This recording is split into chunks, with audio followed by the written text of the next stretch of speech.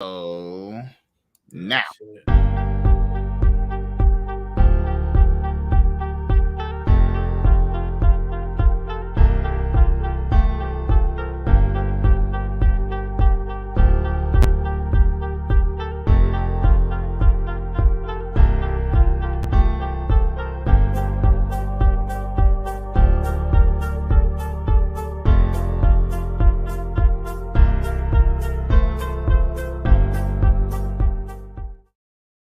Yo, what is up, guys? This is the Cloud9 podcast, season 6, episode 14, and this is the final episode of the Cloud9 podcast for 2022 because there is nothing else to talk about, and I already have finished and completed my channel update video for you guys. So my channel update video should be out in a couple of days, and then that just pretty much details what the new series is, and it also is going to let you guys know what I do in the off season when it pertains to League of Legends, you know? So yeah, on this episode, I'm going to be talking about the LEC. I'm going to be talking about the LCS. We're going to talk about Worlds. We're going to talk about just pretty much, what happened in 2022 and just hopes and what's good for 2023. Yeah, it's pretty much it, Ziak, what's up, man? How you doing, man? Yeah, I was waiting on Chaz. He was getting his ass eaten out by fucking Shocks and shit. So he was like, you gotta wait, man. That was it. No, that was at work. Like out here, guys, fucking carry like Abadagi and Clover last year. That's what it felt like. I had a fucking carry out. I was like, Jesus Christ. It's like, wow. But yeah, other than that, I wonder where we start. Well, I might as well start with the LEC first, since we're gonna just cover that. I'm gonna cover the LEC because we're gonna talk about that Carlos drama. So imagine all that. We had all that Carlos drama that popped off, and everyone's like, I don't know how I'm gonna ever get over this. Yeah, you will, because that's just how life works. You just get over stuff. Or people don't sometimes forget, they just choose to they forget. What's that word? They forgive, but don't forget. Yeah. Why did I get a porn ad of a Bella Danger? What the hell? Oh, Lord. She was getting her torn out. I'll never even understand this, too. Why does a Bella Danger have an OnlyFans when you can literally watch her get completely blown the fuck out? Because she has more rare content. I don't have any idea. Let's just factor this in. I was watching this. Why would a Bella Danger need an OnlyFans when you can literally go on X videos and watch her get her whole butthole destroyed by a black guy and a girl? Not even a black guy. J Mac, Johnny Sins, like all these niggas out here, and that ass like tissue. Like if you watch her lesbian stuff, it's actually really good. You'd see her just squirting everywhere. So I don't know what you're going to her OnlyFans for. That's what I don't understand. Like it wouldn't make any sense for like Adriana Chedek to have an OnlyFans either, because like I can literally see you get fisted. Yep, get fisted, get come down, cream pie, back blown out. But that's jeez, man. I just don't get it. I just don't get it with some people. Like literally, if you're seeing her take a whole fucking dick up her butt, if you see the girl get gangbanged, there's no reason to ever buy that girl's OnlyFans. It's like you see her just take multiple dicks, like just. Oh my god! And then someone was like, "Why would Cloud9 ever fund one of these podcasts? They can get better production quality." Well, I shouldn't have to legitimately explain to you that this is not an official Cloud9 podcast. And I don't feel like I need to have to do that because I don't believe people are that stupid. If you're actually that stupid, then you need to actually get context clues or learn how the real world functions. Yeah, I hate that. Believe people are stupid because people are stupid. Always believe that. Like I hate that we have to fucking literally in visceral detail explain stuff to people. It's like, no, if you can't figure it out for yourself, I'm not going to explain it to you. There's some stuff that should be implied, and then there's some stuff where I have to explain it to you, I have to explain it to you. But if you're just going to purposely act stupid or knowingly act ignorant, then sure, whatever, do whatever you want. I don't give a flying fuck. I'm not going to sit here and just fucking tell you what the hell's going on. It's like, what the fuck? What the hell's going on? Crazy, it's like, man. geez. I was watching. I hate the league fans sometimes. Oh my god. I was watching a channel earlier where they gave us like their preseason top 10 list of all the LEC team, LCS teams. Mm-hmm. I was like, all right, they got 100 seeds at number 5. I'm like, okay, that works. There's a lot of people that are putting FlyQuest up like number 2, number 3. I'm like, oh, okay, FlyQuest. Because I think FlyQuest is the only team that didn't bring any of their people back from last year, from last split. I'm like, damn, FlyQuest? I was like, damn, FlyQuest just said everybody gotta go. Yeah, I would have did it too. Honestly, it makes sense to do that if you're looking at it from FlyQuest angle. My thing is, what was FlyQuest's anticipation for last year? Because some teams are like just make playoffs. You know how it goes. Like most of the time, you build a roster like that, you're going, okay, well, we can most likely make playoffs. If we do anything else, it's not like you anticipate just doing the bare minimum, which like just go into playoffs. But then let's say if they pulled off a miracle upset or like they won against a really top tier team, then that would be an accomplishment for them. Because you can't look at a roster like that and go like, that's going to go to Worlds. I think Tukuli was one of the best mids we had all year, but they themselves didn't think so because they were going to go on a different route. They went into this like whole Korean team builder situation. Cloud9 also did a similar situation earlier this year, and that didn't really work out for them too. So we'll see how that goes.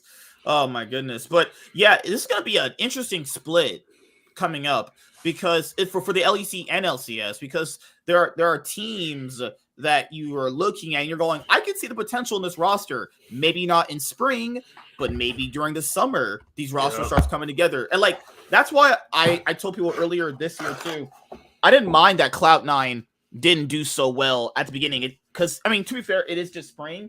And I'd rather get all the issues out in spring than have those issues come up in summer. I would have rather the roster imploded in spring than in summer, you know? So that's just me personally.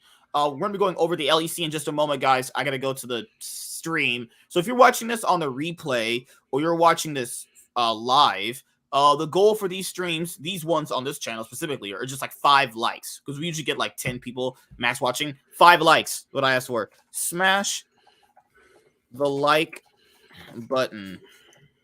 5 likes. Oh my god. 5 likes is the goal. Let's go. Hell yeah. Hashtag C9 win. Okay. Put hell yeah. 100 thieves suck. Cloud9 sucks too, nigga. Oh, you can be my bridesmaid, bitch. Nigga, you James' side hoe about that. No, I'm the main. I wear the pants in this relationship. What are you talking about? Nah, nigga, man, what are you talking about? You was man, you asking this nigga to buy you fucking. He's white though. He's got it. You know, it's reparations, motherfucker. What are you talking about? Man, you asking this motherfucker to buy you video games, nigga. Come on. He's white. What are you talking about? What the fuck that gotta do with anything? He white. He's white. What do you mean? You nigga keep saying he's white, but what the fuck does that mean? They owe us, dude. They owe us, reparations. They slaved us. You know, they made me sleep with their white wives. You know. Yeah, that actually wouldn't be a bad thing either. Yeah. Thank you. I closed the poll and didn't vote. Oh my goodness. Oh shit. But all right, let's go over the LEC. Well, we won't go over it too long. I have what I'm gonna say about the LEC. Yeah, man. I'm scared with that trash ass poll, nigga. I already know what I'm gonna say about the LEC, so I'm gonna wrap it up decently quickly. Chaz, if you know anything about the LEC, you can chime if you want to. I've been looking into it. Like the one team I was rooting for changed their fucking name. Rogue. Yeah. So we'll talk about that. So with the LEC 2023 winter split coming up, the format changes we'll talk about those also later on too. That's also crazy because that's another discussion I want to have with you guys later on too about how many shows we can have next year. Now you're going to be getting more shows next year, but it's not because I didn't want to do them. It's more like I'm kind of forced to based off the schedule. Now, the only interesting teams to talk about in the LEC obviously are G2, Mad Lions, Rogue, who are now Koi, and you have Fnatic. You also have Team Vitality, You also have Excel, who are going to have a really interesting roster coming up in 2023 as well. Well, it's crazy because let's start with this G2. Let's get this Carlos situation out of there. I was thinking about this earlier today when I was at work about Carlos. Factor this in, guys. A guy literally was just partying with a friend of his that he says, and then this friend apparently is so controversial that it made the people that were running G2 with Carlos make Carlos step down. That is borderline ridiculous. Because people online was like, we're not gonna, we're gonna boycott everything G2 does. It's like, really? You ain't boycotting nothing, man. But yeah, I remember we were having that discussion with Warren and Sean, and I just still couldn't wrap my head around the fact that a guy was forced, this is the guy who made the company, though. This guy who made G2. This person who made G2, you wouldn't have G2 without Carlos. Factor that in, okay? Yeah. Then this person was apparently asked to step down as the CEO. He takes that, that unpaid leave, even though he's already a fucking multi-millionaire anyway. So that doesn't make any sense to be unpaid for. Then you factor in they made their permanent partnership for Valorant. Well, their female team is allowed to be on the the other female tour for all the girls teams. I don't know about the men. I don't know if they'll get a spot for the permanent partnerships in terms of Valorant franchising next year, which apparently they didn't. So they can only have like a female Valorant team for G2, which is what part of that Valorant tournament you guys saw. That was partly due to the fact that G2's main team wasn't accepted into the permanent partnership because of the whole Andrew Tate thing, which I think is like really, really stupid personally. Like a person getting essentially fired over just partying with someone in a 2-second clip, just honestly, it's just fucking stupid. Like you must be some weird SJW leftist to think some shit like that. Like essentially just kind of canceling him. Like people don't really call it that, but that is essentially canceling him, which is wrong. I think at least in League of Legends, we should be a little bit above that. I don't think I'd ever have to deal with like people canceling each other. But essentially he got canceled, and I don't think it's best for the scene at all to have a guy like that canceled at all.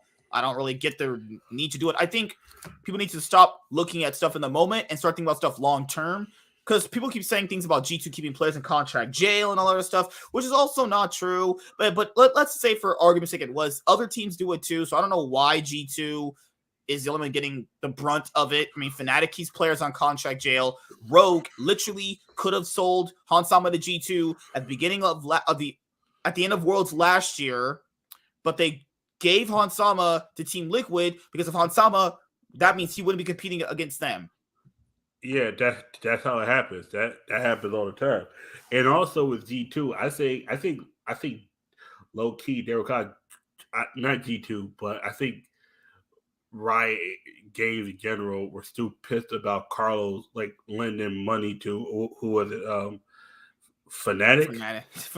Well, that was 6 years ago. That was when G2 first into the fucking scene. That'd be crazy. I mean, Riot has vendettas against people. I'm not disagreeing. But I tell you right now, companies like that don't have vendettas. Like you because essentially. You think they like Fnatic more? So when they had the chance to get rid of Carlos, they do it. You think? I think they were waiting until a situation happened where they could squeeze. Caught him slipping. They could squeeze G2 hands, be like, hey, this guy is hanging out with somebody that people online don't like, and they're making a big noise about it. And of course, we get it's like, all right, cool. But then at the same time, as soon as they get rid of Carlos, they still fuck G2 over. It was like, I think they're still pissed off at G2 and Carlos for like essentially lending money to a rival. Did you look at that situation that I sent you? That's some fucked up shit. So G2 gave Fnatic money to stay in the league, and then Riot reverses the loan, so G2 doesn't get that money back, and Fnatic can stay in the league. Like, what the fuck? Essentially, you stole money from them. That's stealing. No, I saw that, and I kept looking. I was like, all right, cool. Not cool, but in a sense, Riot has, I think they like Fnatic more than G2. There's got to be a reason that you do that the way you do it, and then, dude, literally, Adam last year put out a tweet longer, and one of the lines in his tweet longer said, "I was treated like shit by the Fnatic management." It's literally what we even said it on the show. I read his tweet longer out when he had that issue with upset and all that world situation. Like, I think G2 will be fine moving forward. I think potentially Carlos hired enough good pieces for the League of Legends side that'll last. But looking at just how G2's roster is going to be moving into next year, I mean, I have hope. I mean, they're usually always one of the best teams in the league, if not the best team. Like, kind of factor in a year that was supposed to be a rebuild year for them. They won a title. They got first place in the summer split. They got fourth, I think, in the spring. Yeah, they got fourth in the spring, I think, actually. Yeah, they got fourth in spring for the regular season, at least. Yeah, they got fourth in the spring, and that was also due to a lot of other shenanigans in the standings with teams like kind of like barely beating each other. They also gave a lot of free wins to teams that didn't need it, where they were just fucking choking their asses off, you know? But they managed to win a title in spring, go to MSI, get top 4. Summer, they finished first place, and they even finished second place in the summer split too. So, like, it's not all that bad for this year, which is supposed to be a rebuild year for them with essentially worse players. I think they did fairly well, honestly. Now, the only other teams to really go over that people want to hear about is obviously Fnatic and Rogue and Mad Lions. So Mad Lions started out this year because they Humanoid and what's his name? Humanoid and Carzzy. Well, Humanoid went to Fnatic. Carzzy went to Vitality. So obviously you lose some very, very key pieces right there. Mad Lions bring in Reeker and they bring in Unforgiven. Unforgiven now is the person you guys see on 100 Thieves Academy. Reeker is one of the worst mids I've ever seen in my life. Man, turbo sprinted it the whole split. He just straight up just ran it down. Just dude put on his shoes, went outside, put peanut butter over his eyes, and just went across the street. Because that's what he was playing. He played with no eyes. So then they swap him out for Nisqy. As you guys know who Nisqy is. Previously in NA, EU, bouncing back and forth on Cloud9, Fnatic. What's crazy about Nisqy was on Fnatic before, a long time ago. Or actually earlier last year too. And then they get Nisqy because they failed to make playoffs in spring. Because you guys forget, Mad Lions won both titles for the LEC last year. So they were the defending champions. They come into spring. They don't make playoffs. They actually barely missed playoffs too. They were 7th place in spring. So they obviously get Nisqy. All the players get, coaches. They get the all-pro team, the first all-pro team. The coaching staff of the Split Award, but Mad Lions can't win a BO5 in playoffs and still manage to make Worlds as a 4th seed. They won a single BO5, and that was actually at Worlds against Simoon Buffalo, actually. Yeah. That was the only team they beat. They lost every playoff series. They lost against Rogue, they lost against Fnatic. They also lost against and EG too. They were just getting completely just destroyed. I don't know what happened in the playoffs. I think they peaked really hard in the regular season because they were actually really good in the regular season. They just, I think, got to kind of factor in. I think teams need to kind of pace themselves more. You don't want to be peaking in the regular season. Like, what the fuck? You don't want to be doing that shit, So they peaked in the regular season, as you probably guys have heard the narrative. No, they did not win a single BO5 in the playoffs, actually. The only close BO5 they played was against Rogue. That was actually legitimately close. That could have went either way. But they ended up losing that one. Then they lose to Fnatic. They don't win a single BO5 in playoffs, and they go to Worlds. That is just deplorably disgusting. So they went, 1-3 in BO5s, actually? Yeah. Just losing to all these teams.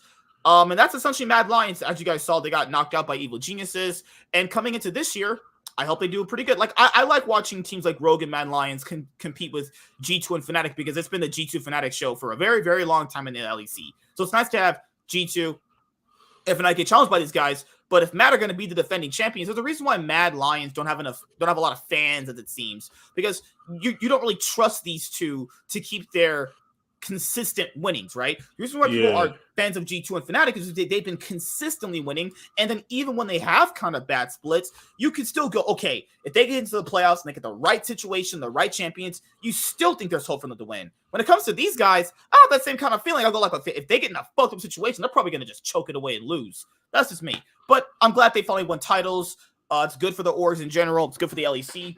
But to get more fans on board with you, the brand and how they want to win, you're going to have to win more consistently. It's cool to win a few times, but to repeat that over and over again brings you that long time fan base, actually. The same thing with Rogue, essentially. Rogue actually did very, very well this year. They made both back-to-back finals. They lost to G2 3-0 in the spring final, and then beat G2 3-0 in the summer final. Okay, this is how it works, you know. People thought Rogue were gonna win spring, actually, and they did not. They choked that series pretty hard, and then in summer they got their shit together and they managed to win. What's crazy about this Rogue team is that in the summer playoffs, actually, they legitimately looked like they were not going to make it either. Because I remember they ended up destroying, what was it? They ended up beating, they lose to G2 like really, really poorly. That was a disgusting series. You back and watch that. Like, they just ran them through. Then they made the lower bracket run. They beat Fnatic 3-1, and then they beat G2 3-0. So Rogue had a great year. I'm glad Larson finally won his first title. Larson's been essentially like the Jensen of the LEC. He's been such an amazing player that no one's been paying attention to at all. He's been so fucking good. Malron coming in, destroying the league essentially. I like to see that. Otawamne won his first title. I've been watching Otawamne since 2015, and he just now won a title. So I'm glad. That's awesome for him. You have Comp and Trimby. Comp and Trimby, one of the best bot lanes in the league. They're still staying together. That's awesome as well. That's essentially it for Rogue. Fnatic had the super team, right? Wonder coming over from G2. Wonder looking like he was on the downward trajectory, but people got to factor in, just because a good player like Wonder has a bad split or a bad year like he had last year in 2021 doesn't mean he's just going to keep being bad. There's some players that'll just have bad years and just stay bad. Players like Wonder aren't going to just stay bad. Like you just have bad years sometimes. This just fucking happens. This is how the sports work. Comes over Fnatic, bad year, really well. Bad meta, or in this case, a bad meta where the champions you're playing are just not as strong. In the lanes, it's like the idols you want to play. Also, people forget for that G2 roster, they had Reckless in, so he's not going to have the same priority he had when he was playing with, Yankos and Caps. Just not going to happen. You also had Razork and Humanoid coming over. Razork was on Misfits. They obviously grabbed Razork. He was actually pretty good on Misfits. He looked up and down. Like, even at Worlds, when you guys saw Razork and Humanoid having that garbage synergy they had, that was them. Razork and Humanoid had really bad synergy throughout the whole year. Humanoid kind of picked it up at Worlds. He played pretty decently okay at Worlds, but Razork and Humanoid were bad, essentially, together as a duo. Like, even Razork had some pretty questionable games, right? You also have to add the fact that Upset, I think, was one of the best ADCs in the league, or one of the best players in the league. It's so crazy how, Upset's had this, up and down career, but he's never been able to win a title himself either. And you're thinking okay, when Upset finally gets on an org that can give him the best possible roster he can potentially win with, doesn't happen. Fnatic lost in both of the third place matches in both spring and summer, just like Team Liquid. Remember how Team Liquid lost in those third place spring and Worlds Decider matches? Fnatic lost in the same way. And you could arguably say it's a bit worse or better, depending on who you're talking about. It could be also the fact that like ZX said, Upset must be hard to work with. I mean, Hylissang is finally leaving Fnatic, so that's something, Jesus Christ. What the hell? What did you think about Fnatic when you saw them at Worlds? Did you thought that team was any good? I thought they were all right. Not the hype that people made it up to be, but I thought they were they were probably the third best Western team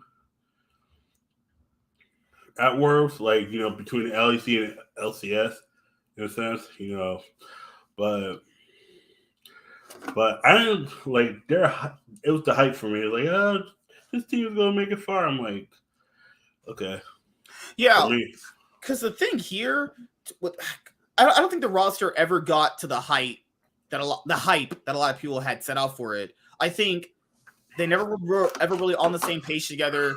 I think they just had different ideas of how they want to play the game. I don't agree that they should have changed Reckless up. I think he's just a worse player than Upset. But if he can't work with the dynamic of the team, then it doesn't matter how good he is. It's just never gonna be that level of a team anyway. Nope.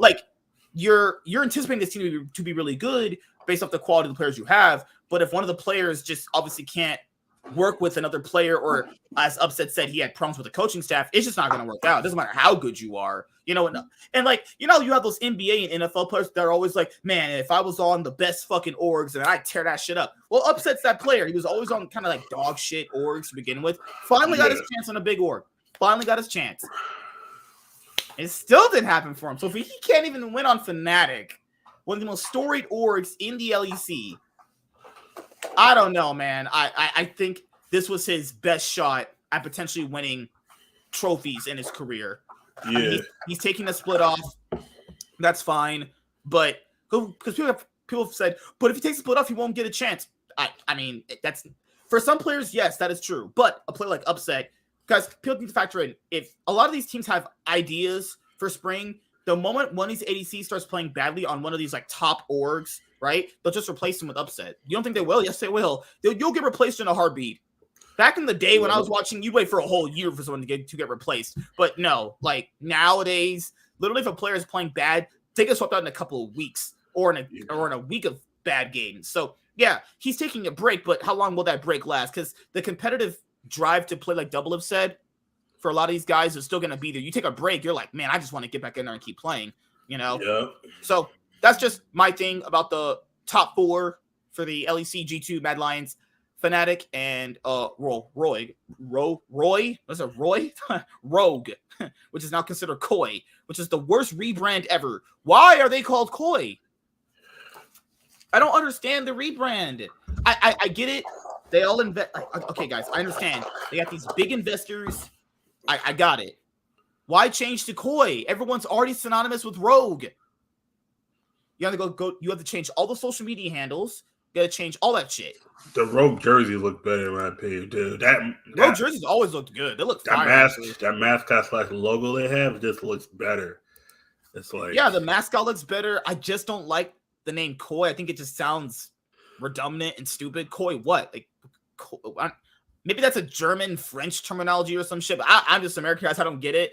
I just think it's bad for branding. I think the old Rogue logo was better. I think the actual social media team that Rogue had was better. I just all better. Like, what are you gonna do? Go and change all the social media handles? Like, why go through that? You have a brand that is synonymous with the previous split winner. People are gonna watch the LEC coming up for winner, and they're gonna be like, "Where's Rogue at? Didn't they just win the previous title?" Yeah, they did, but they're not Rogue. This is Rogue, but a different name. You're like, my god. Oh yeah, they're called Koi now. Koi. That sounds like something where it's like a. They even had a cool hashtag. Hashtag Go Rogue. Like, what do you do? Hashtag Go Koi. Fuck off with that nasty shit. I'm not gonna type that shit out. Yeah, that sounds like trash. I hate when orgs do this. I hate it. But yeah, that's my thing about the LEC. I can't wait for the winter season to start. When is it confirmed to start? It is confirmed to start on January 21st. It's still so long away. I want my season to start. It's like, what? Oh, no. No, it's so far away. I mean, the LCK is probably starting sooner. I think the LCK is starting sooner, I think. Yeah. No. I fooled myself. No, what the fuck? I fooled myself into thinking that. All right, LCK. Oh, the OPL should definitely be starting early. They put nope, nothing announced for these guys. Nothing. What's the time for EU? EU for me usually comes on at like 8 a.m. I'm not even kidding. For like EU, when I'm already at work, they're already on like the second game or some shit like that. So yeah, EU starts very early. Yeah, but now EU starts like, I think 4 or 5 o'clock in the morning. That's fucking insane. Because they're 6 hours ahead of me. Because I remember I would start watching the European Nationals 4 o'clock in the morning, but then they said like, oh yeah, we start at 10 o'clock in the morning. I'm like, European time, that's CEST. I'm like Central Europe. I'm like, fuck, they're 6 hours ahead of me. Shit. Okay, because I remember watching football. Motherfuckers start 2:30 in the afternoon, but I gotta be up at 9:30 to watch it. I'm like, oh shit. Okay. Well, guys, time to go over the LCS. So, what do you even say about the LCS this year? There's so many up and downs for a lot of teams, from TSM to Team Liquid to Cloud9 to CLG.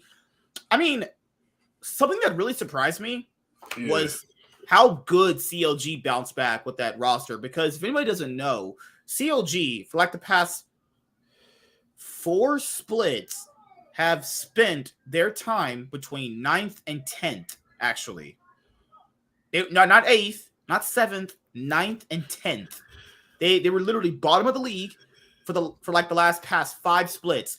The only split they weren't like bottom of the league was the 2019 LCS summer split, where they got a top laner called Ruin, and they made like they essentially finished like 3rd on the split, but they missed going to Worlds because they lost to that Clutch Gaming team. So even before that, in that previous summer split, that previous spring split, they didn't do too well either. Like, they were pretty much bottom feeders for a while. Like, they were just so bad.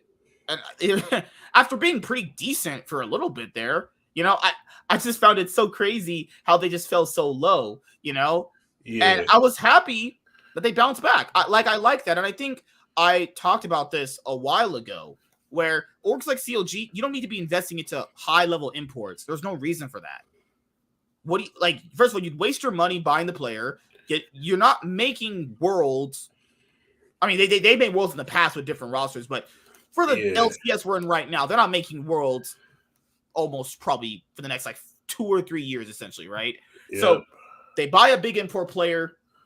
You'd waste their money, when in reality, you could just honestly gamble on local talent, pay them less money because they're going to be on a starting contract anyway, and you save yourself money, and then you kind of just build a brand around these local NA players. You could be from your academy team. You could get good NA players from other academy teams. You could scout prospects from the minor regions, like they did with Luger. Poom came from 100 Thieves Academy. Contracts was kind of on the up and up a little bit, but bad in spring, but bounced back in summer. Dokla proved himself in Proving Grounds, was really great in Proving Grounds. They grabbed him. I think more bottom tier orgs like Golden Guardians and IMT should definitely do that. I think that's better to do, honestly. Because what are you doing with all that money anyway? Like, let's say they do have a big budget for their teams. You're essentially wasting your money, though, because you're not going to be winning any titles anytime soon.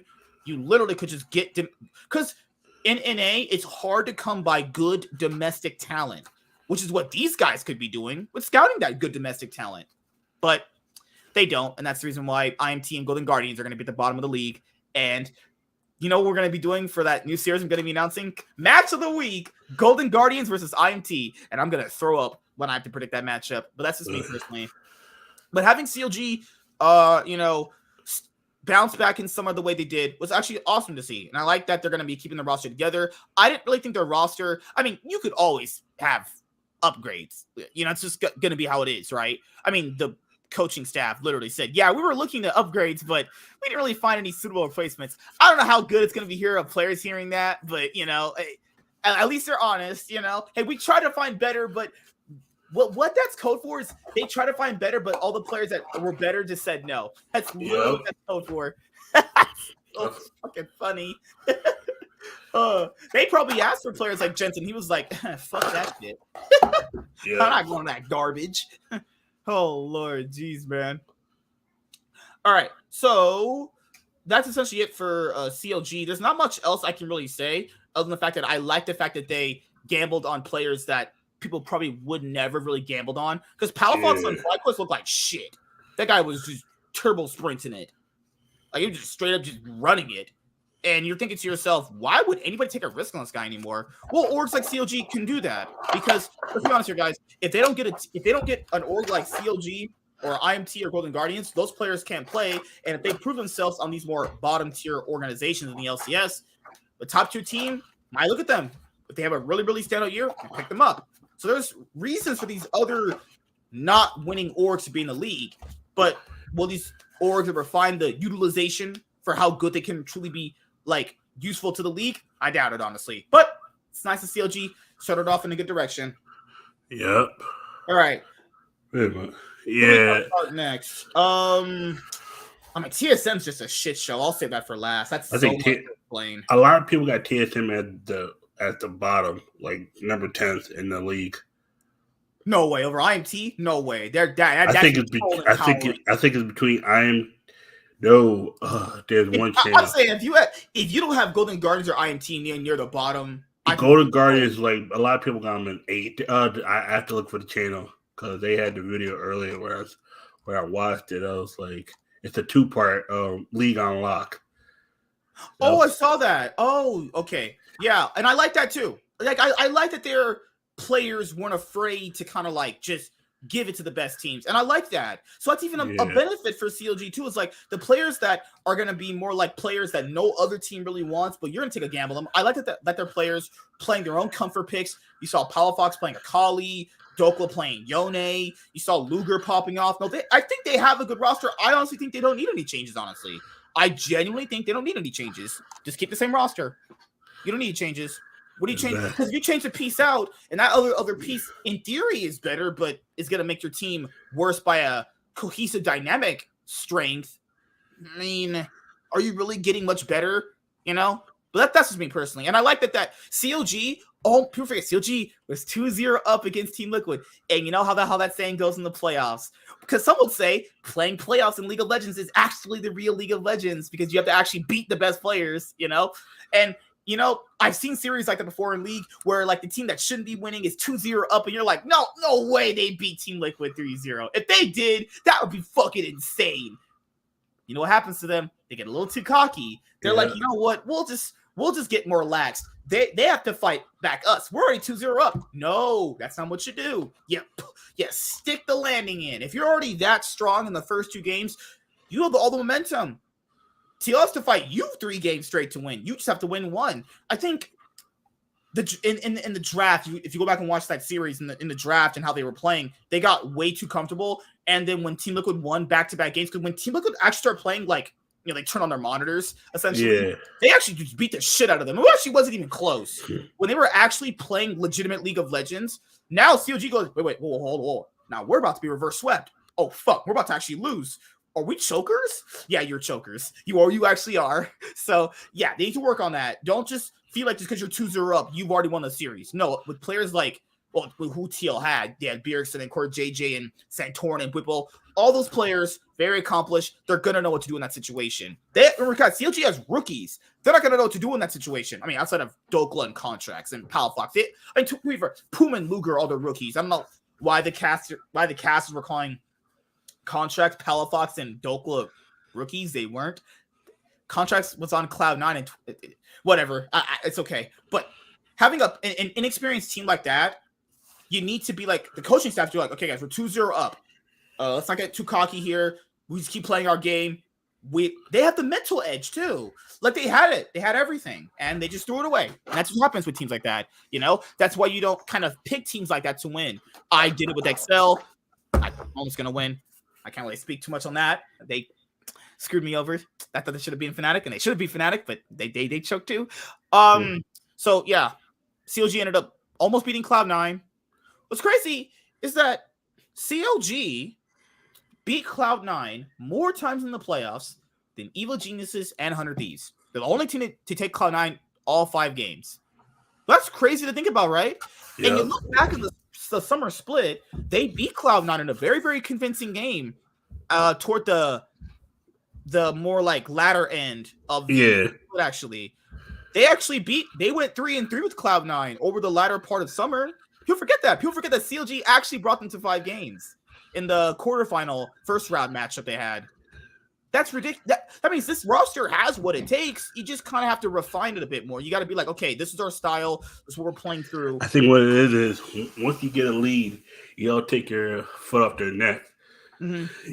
It's better to switch. That's what it felt like later on in the TL series, was that they just kind of just stopped playing as good. It's like somebody just got it. Maybe they mentally themselves got into their heads. They were like, okay, are we really that good? Are we really better than them?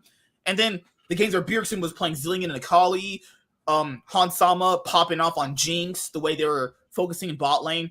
Hansama Jinx was disgusting. Every time I watch that show, I'm like, yeah, now CLG's getting clapped. Yeah. It was always I think CLG unexpectedly went up 2-0. It was like, oh shit, we guys could beat them. Like, nope. Nah, trust And I me. think maybe TL didn't think they would actually keep that same momentum they had against Cloud9 because I don't think they took them seriously. That's what it was. They didn't take them seriously, and then when they was like, "Oh, okay, this is our final." Once they went 2-2, it was like, "All right, Team Liquid, this is their final form." It was like, "All right, cool." Yeah, because most likely Team Liquid were beating them in scrims, probably like 3-0s. Just actually fisting them. So on stage, they're probably thinking like, "Oh yeah, let's 3-0. We'll just go home." Beerson's like, "I'll go home and I'll fuck Double Lift's wife." That's not true, guys. It's still their jokes. People's gonna go home and have sex with his girlfriend. You're like, yeah, it's easy series, you know? No, it turns out you went to 5 games. Now, the thing with Team Liquid is also, because you think to yourself, okay, CLG is not gonna beat them, right? Because I even predicted Team TL to win. I even said 3-2. I'm right. I even said 3-2. But if Team Liquid, who's supposed to have a super team, is getting taken to 5 games against CLG, you're like, oh god, yikes. Is that more bad on Team Liquid or is there more bad on CLG? Because you don't have any expectations for CLG. You don't. You know? You're thinking to yourself, okay, this is an all-right team. You know, they can make some decent plays. They're very aggressive. They have some nice synergy. But that shouldn't be beating a team like that. You know? All right. So, Immortals, that's super quickly. They're just trash. They're going to be trash in this next split. I don't have any faith in them at all, really. I mean, what am I supposed to have faith in? The whole year was bad. The whole year was so bad to the point where like players who were known as good players look like shit. Power of Evil, who has been one of the best Western mid laners for a very long time, played on IMT and then is now not playing in the league anymore. That's how bad they made this guy look. Holy shit. Power of Evil, a guy that was voted the 5th best mid laner of all time in the LCS, top 5 mid ever, played on this org for 1 year and is not playing anymore. Just let that sink in. Just keep that in mind, people. You know? I think Revenge is just straight up bad. Kenvi, overhyped, overrated, call whatever you want, doesn't really matter. They just played bad all year. I don't know what it was. I truly don't know what it was. There's many different reasons. Synergy, coaching staff, meta, gameplay, macro, micro, everything essentially. It was all bad. There was in summer. I think you were watching then. Remember, first part of summer, 9 games straight. No, it was like 5 games straight. They were getting perfect gamed. People forget that. People actually forget that. For about 6 games they played, they got perfect gamed. They didn't even get a kill on the map. Yep. It was bad. It was legitimately bad. I don't know if they turned on their monitors. I don't know if they were getting their fucking dicks sucked by fucking ducks on the stage. But there was games I remember where for at least 4 weeks straight. Remember, it was before the LCS took that week break off. Before they took that week break, Immortals were getting perfect gamed by everybody. That is bad. I think, yeah, you do kind of need to retool the roster, but you can retool the roster all you want. I think it all comes down to coaching staff, and they have a different coaching staff this year coming up, and I hope that's better for them, but I don't have any faith in this org, like, at all. Like, I literally saw probably the worst 5 weeks of a team I've ever seen in my life. I've never seen that in League, in the LCS at least ever, where I saw, because 4 weeks of gameplay is how many games? It's 2, 4, 6, yeah, that's 6 games. In the span of a week. This is not like you're going, and you're also going the next day, obviously. But this is like 2 games separate each week, and they're getting perfect game. Not even a turret on the map, not a dragon, not even an objective, not a Rift Herald. They didn't even take a Rift Herald in some of these games. I'm sorry, guys. I have no faith. They're gonna be 10th place. I mean, if you have TSM 10th, IMTs should be right there holding the beer of TSM, but that's just me. All right, since you guys are 100 Thieves fans, we'll talk about 100 Thieves actually. Where do you start? Let's start in the spring. In the spring, 100 Thieves are coming back as the defending LCS champions from the 2021 LCS spring split. Okay. Yep. In the summer, they struggle relatively kind of hard. Now, I've seen people adequate that to leveling up throughout the split versus actually playing well. It's a combination of both. You want to level up throughout the split, but you don't also want to look like shit either. I mean, that just goes without saying. So they didn't really have a good record to begin with. When the split first started, they were like, I think 8-5 at a certain week. There was a good amount of weeks where they were just not good. Then there was a week where they had a really easy strength of schedule. They played up against Dignitas and FlyQuest. They got 2-0. They won both games that week. And then from then on out, they won like every single game. They went like 12-6 actually. So when you guys saw their record of 12-6, that was a winning streak for them. They had won like fucking so many games in a row ever since they beat those two easy teams, because sometimes a team like them could be struggling pretty hard when a split starts, but then when you get that one easy week where you face the two easiest teams in the league, you get those 2 wins, you get your confidence back, you get your momentum back. You're like, wait a minute, we're actually not dog shit, you know? Yeah. They're beating everybody.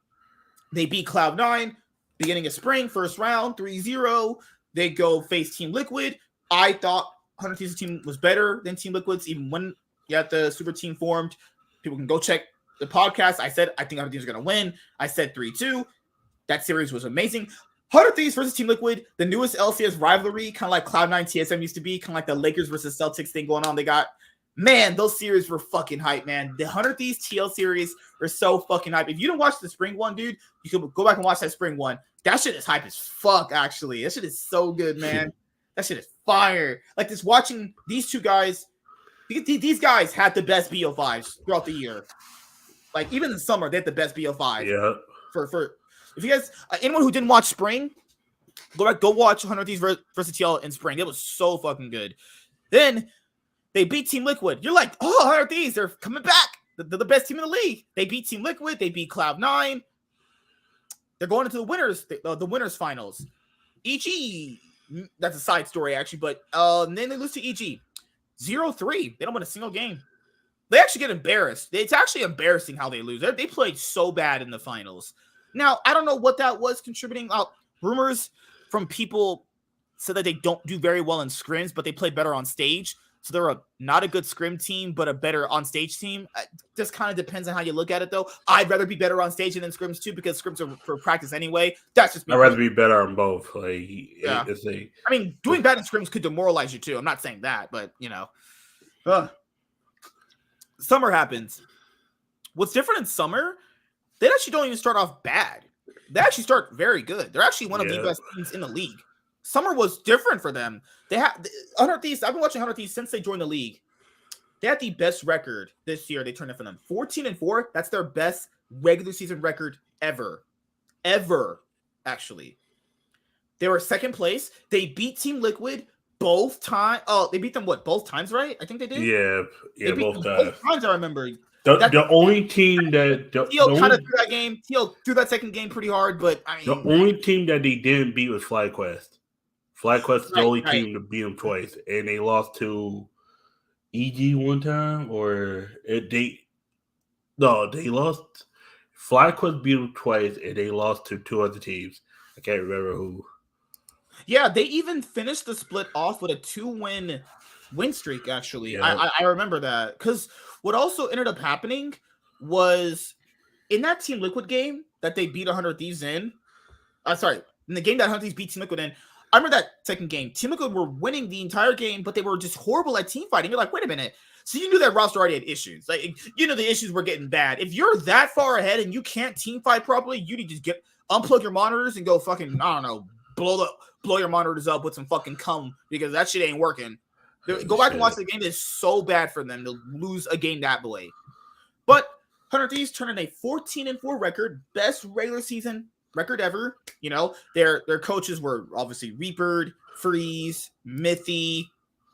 Now the players on 100 Thieves is the thing we need to really go over. So let's see, who do we cover first? We covered Immortals. We covered that. I know that.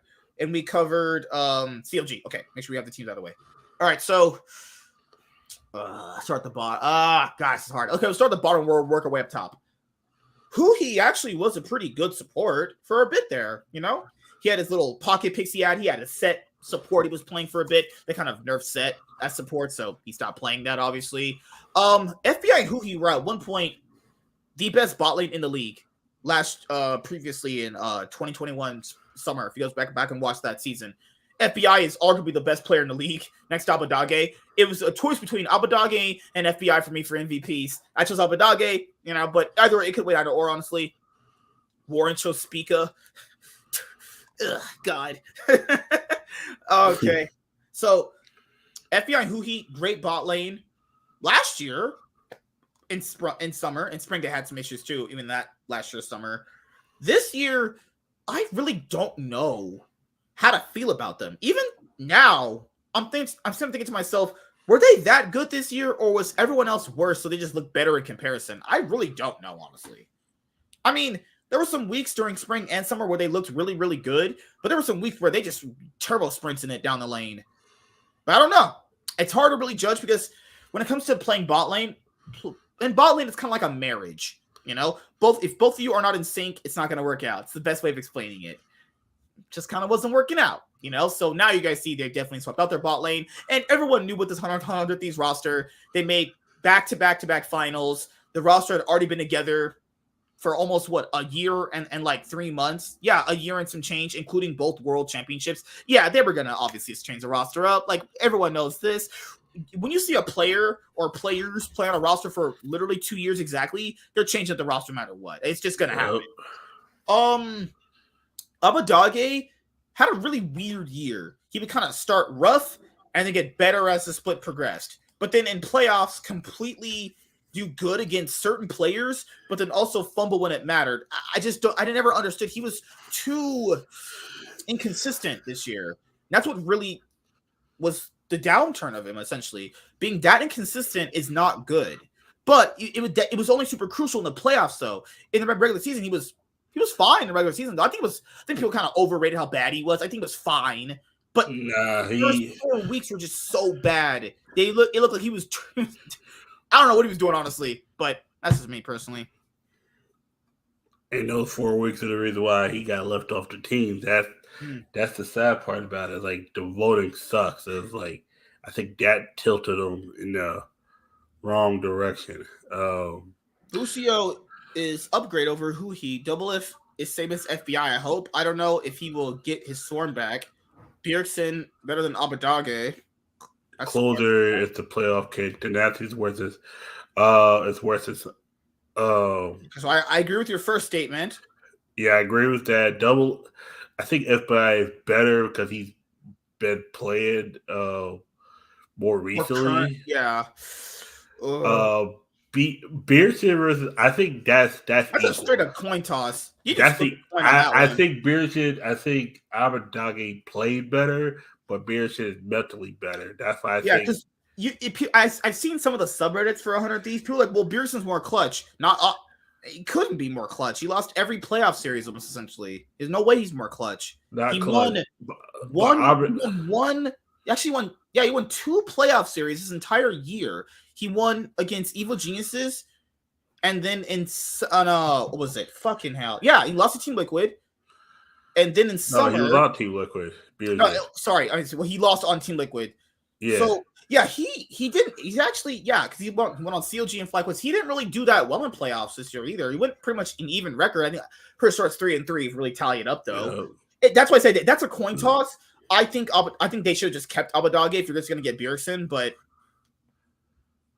I don't know. No, I think sometimes because you when you do those exit interviews, you do the interviews where you start asking people how you feel and all that. Sometimes that negative, like when you ask them like questions and their responses are not as like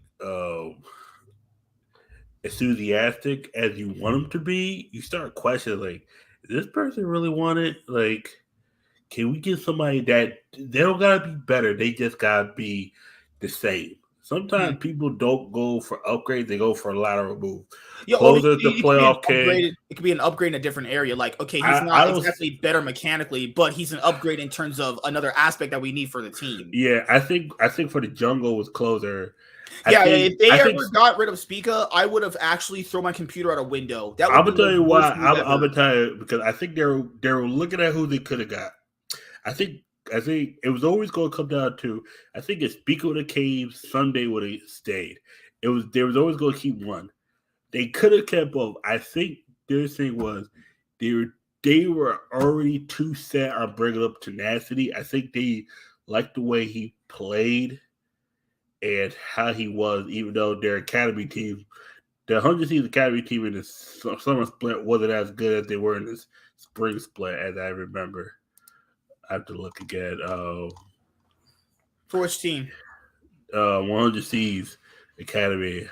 Academy. Oh, I gotta go back and dig on that shit. Academy. I watched a little bit of the academy. I didn't like. Lord, let me go back through it. NA Academy season for spring, their academy team was 7th. They went. Sorry, second for summer they were second, 8-7-3. In spring they finished 7th, 3-9-6. Holy shit! Yeah, they got better. It was like none of the teams were like consistently good. Team LEC was the only team that got better. As well, 100 Seeds. Mm-hmm. Yeah, it was. It came down to them too. I think. Because proving ground summer came down to 100 Seeds came in 4th place. I think it was 4th place. Yeah, because in playoffs is definitely let me see proving ground summer because they were facing Team Liquid in the BO5s. I remember that actually. Yeah, but now it's going to be definitely changing because they're going to be. Guys, this year coming up for Academy, they're going to be changing it up, and they've needed to do this for a long time. So I like the Academy changes they've been implementing. I do, but we need more of that. It shouldn't be like you're waiting splits upon splits for this stuff to happen, you know. But for 100 Thieves, looking at Closer, I think he was the best jungler in the league next to Inspired. I think there shouldn't be a world where you want to get rid of him, honestly. I think if there was a player you do keep, I think it is Closer because Closer was one of the players that got them through those Team Liquid series. Like, he was super clutch for them. Someday, I just still don't agree they should have got rid of, but that's another. I think what it was is I think they were too set on bringing up tenacity, and someday. Man, I hope this doesn't bite him in the ass so hard. This is going to bite him in the ass really hard. No, I'm looking at it. I'm seeing how they're playing. I don't think it's going to bite him in the ass as much as people think it's going to. I think what's going to bite him in the ass is beers in the middle lane. I think they should have found a way to keep Abadage. Like, I think that's what's going to bite him in the ass. I think FBI leaving was inevitable. He leaving that's writing on the wall. That was writing on the wall. I think what it was is I think when it was 2021 it worked.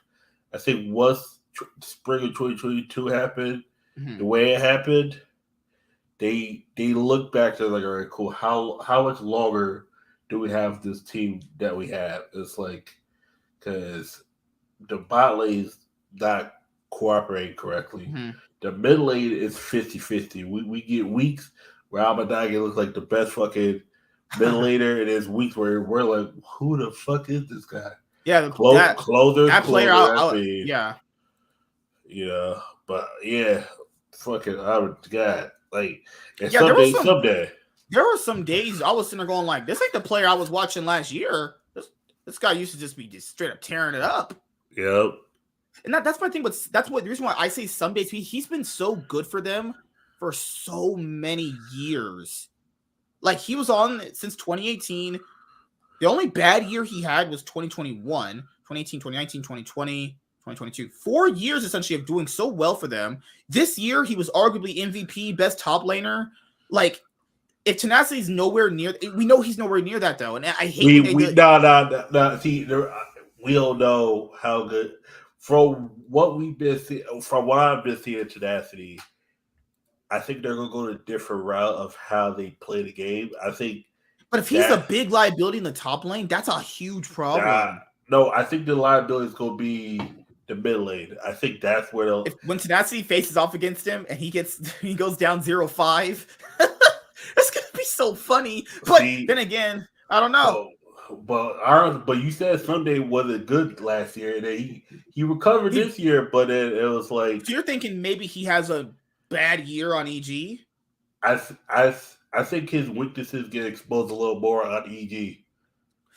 I mean, it's possible. I'm not saying it's not, but I mean, you could also argue that he peaked so hard this year, he's not going to keep that form. The same thing with Zeka, too. People think Zeka's not going to keep his form. Yeah. It's some argument you can use for some days. Like, is he going to keep that form?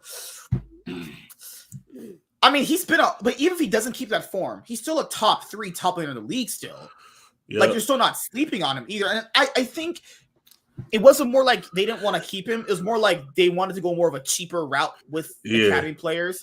And if you're a player like that with an accomplished record, I want this much money. They're like, yeah, you can just get the fuck out of here. I pretty that's not how that worked. That's not what they said, guys, obviously. But they wanted to go a cheaper route. I mean, Papa Smithy, he was like, what I wanted and what they wanted were a little bit different. And, you know, we see that they wanted to go a bit cheaper. Double even said he wasn't getting paid the most money from them, you know? So he didn't go to 100 Thieves for the money. He doesn't need to. But in theory, if he did have streaming, he wouldn't have gone to them for money purposes. Because David said they're not getting paid the best. Bjergsen only said he only had a few offers, which would make sense because he played like dog shit this fucking year. That makes sense, actually. Like, I don't think that's going to be better someday, but when you look at the whole, like... If he's a solid impact-ish top laner, that's fine. If he's a carry, if he's a really good carry top laner, that's great, actually. I think, with him and Closer, that's how it's going to work. What's up, Rainer? How you doing, man? I can honestly say EG wins Spring of now. Yeah, EG's my pick to win Spring too. That's such a stacked team, man. If that, I could easily see it at least top 3. I could see them losing in like the third place match, but I don't know. I got it between FlyQuest and Team Liquid. I got a weird feeling about one of those two teams. Is like my dark horse, of course, is Jacey's. Like they pop off at the very end, because if they make it to the playoffs, I think that's the most dangerous team. I think the team that has the biggest upside and the biggest question is Cloud9, because that meant we got to figure out how Diplex is, because I think if even if Justin wanted less, I think the amount he would have had the pay cut he would have had to take, he would have really questioned, do I still stay here for that much less? It's like that's the question too. And you got to factor in these players. It's like you got a question with Cloud9 too. It's like they actually wanted to keep Jensen, which is really weird because he had a really bad split. He had a really bad Worlds too. That was actually. Cloud9 really had Cloud9 in general had a bad World. It wasn't just him. It was Cloud9 in general. They actually had a bad year in general. I think Spring. People look at Spring as like an anomaly. They actually had a bad year. But he wasn't on. But he was on the team for Spring. He was on. He was on the team for Summer. In Summer, he did what he was supposed to do. He did lose the mid lane. He kept it suitable for that while everybody else played around him. Yeah, and he didn't have it, like, unlike Bjergsen, he didn't have a chance to play in Spring to get the rust off. You know, it's a concept in UFC or boxing called ring rust. If you don't play in the ring, if you don't fight in the ring for a while, you just get rusty. But the thing is, he was able to play deep into the playoffs and got into Worlds. Like, think about it. Bjergsen had longer to play and fell off faster than like Justin, who didn't play Spring, comes this Summer, and he was just the kick in the butt they need to boost up right at the right time. It was like, you know, that's the thing too. You get enough boost to win Worlds just to, you know, get clapped. But hey, that's better than what Bjergsen could say. It was like, oh, you know, I wasn't rusty. You I had 2 splits to ramp up, and I still didn't play good. You ramped up, but then it's like you ramped up, but then the team started to fall apart. It's like, oh shit, okay. And that goes in a Team Liquid too. Like Team Liquid, super team. They beat EG, they do, and then they lose to 100 Thieves, lower bracket. I mean, even when you're looking at their roster, even in Spring, they look good, but they're never as dominant as most people predict, right? Or hype up. Summer, that first week, they look like insane. That first week in Summer, you're like, oh, this is the Team Liquid I wanted to see. You're thinking like, okay, yeah, they got their shit together. No, they didn't. It probably looked even worse in some cases. And then they fail. I mean, it's just a whole big fail. TLCK. That's a good one. TLC. I was like, oh shit, Team Liquid. No, I definitely see them more as summer teams. I think it's spring 100 Thieves and TL won't.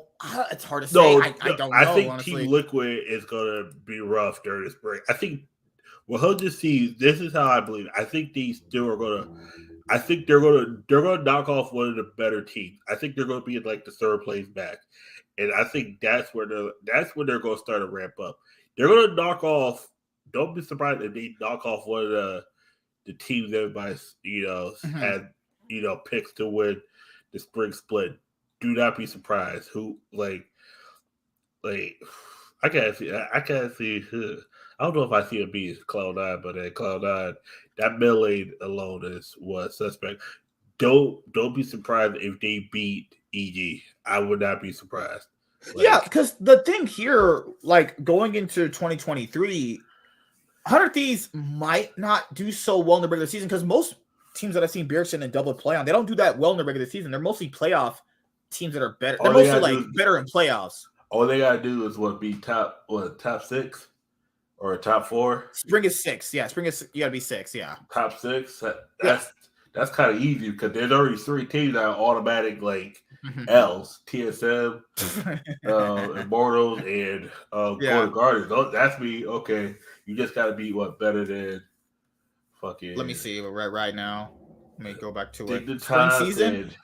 Yeah, to make spring, to effectively get in, you have to at least go 9-9. If they go 9-9, I mean, yeah, I'm huge question marks. If they go 9-9, but it is Double and Beerson. I wouldn't count them out in the playoffs. That those are players I just can't count out in the playoffs ever. I know Beerson kind of failed this year too, but I still can't count him out though. That's not like recency bias or anything. It's more like the past series I've seen him do very well in. It's more like I wouldn't want to go up against that team and go this is a free win, Like if they face the right team, if they get into the right bracket, they can face a decent strength level of teams. They could even make the finals essentially. But I wouldn't want a team like 100 Thieves peaking in spring. I don't even kind of want them winning spring. I kind of want them to do doing better in summer. It'd be better to do better. It would just be better for that team in general to do better in summer because they peak in spring and they can't fix their issues in summer. Because they would go to MSI if they win spring. They would get slaughtered by fucking international teams, the LP and LCK teams going. But my thing is, I think that might be good, but because then they can start fixing the issues then. It's like, all right, cool. Yeah, because you face better teams to fix your issues. It depends how you look at it. Think about it. They're already in Korea now at their boot camp. It's like, all right, cool. They're already working on issues that they mechanical issues. It's like that's something you'll have to see when you get more into watching more splits. Working on issues right now is a bit different than doing it in actual season because the meta is going to change. The whole patch changes actually, and then now you're going to face this week to week situation though of different teams. So I know they're. I've seen the videos where they're like, yeah, we're all having a good time right now. Yeah, there's no season. Of course you're not better. There's nothing on the line right now. But when the season starts, week to week adaptation, who you're facing matters in that certain context. What if they don't play that very well in a certain meta that comes up actually? Because did you watch IO Dominate streamers talking about the meta? Have you seen the champions being played right now? The meta right now, guys, Cassante, Aatrox, Fiora. What's this top lane right now? I know the bot lane meta, Zeri's back in the bot lane. Kalista's being played a lot more. Mid lane is the same Silas. And the same meta is you see, and plus a lot of other teams, they're learning new constant champions. They're not being, and the thing was someday he was stuck on certain champions, and if they fell out the meta, that was Sunday's biggest weakness. I think they put him on non-carries. And I think that's just bad drafting. You can't put a person like that on a champion like Orin. But the thing is, he every time he tried to learn a new champion, it was like if that champion doesn't carry, it's like you start to whenever you see that, it's hard to say because with that, because I've seen that happen a lot too. What that implies is more like, are they putting on that champion because he can be everything for them? So if you put somebody on Orin, you're factoring this guy's going to be a tank. He's going to engage very properly. He's going to TP on time. He's going to go into team fights and just peel, obviously, just do tank stuff, right? Yeah. But then if he's playing a tank, because he has to cover weaknesses for the other team, then why not put all the carry potential in that guy? But but you need a tank player sometimes. Sometimes you have to sacrifice and play a tank. Sometimes you have to sacrifice on so many C's. You got to put him on a tank because like the champions he would play the top lane are like suspect is better. It's like you got to put him on a champion that's kind of like a return. It's kind of like me see. It's like when you like with other games, like you got to put the guy on this defender because he's he's a little sleep. You can catch him off guard. It's like of course you put him on this champion, but it's like even with 100 C's, the whole drafting like was trash because it was like you're trying to draft for this, but then you got like 3 different strategies going on at the same time. It's like what the fuck are you trying to do? It's like it's like yeah, it's a weird situation to be in. No, and I do agree with you too. Like, if you identify he's one of your best players, why are you putting him on a tank? That's essentially going to give you less carry threat. Because if you don't think FBI and who he can carry, who's going to carry on the team then? Because you can't really theoretically carry on a tank. I think I think that was the issue. Is like you can't put him on a champ. You can't put him on a champion that makes him more comfort. You got to put up something that would work. You put a lot more comfort, but then somebody else gets a champion that's trash. It's like, fuck. It's like, okay. Double F is pretty resource heavy, man. That's why I always advocate. If you don't know too much about a certain player, watch past splits. I watched past splits, or even you go watch history videos. He's a very demanding player. Now I'm like, I don't think he's playing the same. I'm like, okay, it's like. To be fair, when Double F was doing well, the state of the LCS was also not as good either. But that's a different story for another day. Yeah, it's like, oh god. I think when he was like resource heavy, it was kind of like LeBron James. It was kind of like just give me the fucking ball and let me work. No, not LeBron James. Kobe Bryant is like, let me shoot the motherfucking ball. You get in the corner. If I need to pass the ball, I probably won't pass you the ball, but just be open just in case. That's how Double F was. It was like support me. If we don't, I will fucking curse you out. I was like, oh shit, this motherfucker. No, that's who his teams were basically. There's a saying for it. It was protect the Double F comp. Protect the Double F team. That's probably those are probably sayings you probably have heard. I've heard protect the Double F. The Double F team. Yeah, it's like chess. It's like protect the fucking king. It's like you play through Double F. That was essentially most of his teams. But it's also goes. It's another different saying in there too. Is what they have to resort to that, because that's my biggest fear is that they become Team Liquid of last year. They have to resort. Remember, guys, Team Liquid resorted to just playing through Hansama. It was just a default they did because they couldn't figure out how they wanted to play the game. Remember how they said, yeah, we don't know how we wanted to play the game, so we're just going to just play through bot. What the fuck? They just admitted they're trash. They essentially admitted we suck. We don't know what we're doing. So we'll just default play through bot. They literally couldn't decide on how they want to play the game, nor agreed on it. Let's play through bot. That's my worry with the team is if it's bad, do they just play through Double Lift? Now, and is that a secure way of winning anymore? And the LCK, you still did it with Live Sandbox. I don't know. Is there a world where that still works out? Maybe. Let's talk about Worlds for a little bit. Worlds 2022 for at least NA was fucking awful. There ain't no way to sugarcoat that shit. That shit was bad. 3-15. I know Sean. He talked about, well, the NA team beat the EU teams. I truly don't give a shit. That'll mean nothing. That'll fucking mean anything. It would mean something if they got out of the group, but since they didn't get out of the group, it means nothing. Also, EU looked like shit too. I mean, EU did look good in week 1. Like Fnatic, they beat Team 1, and you're like, oh damn, hell yeah! And then the team lose to Flying Oysters, who we could have easily beat twice. It was like, oh fuck, we can't even beat these fucking guys. After Flying Chinks beat 100 Thieves, they lost every game after that. Yep. So they beat the only team that they could, and then just got completely railed, and then got even further railed by the team that they actually had a chance to actually did beat in week 1. Make it make sense for me, people, please. I can't make it make sense anymore. Yep.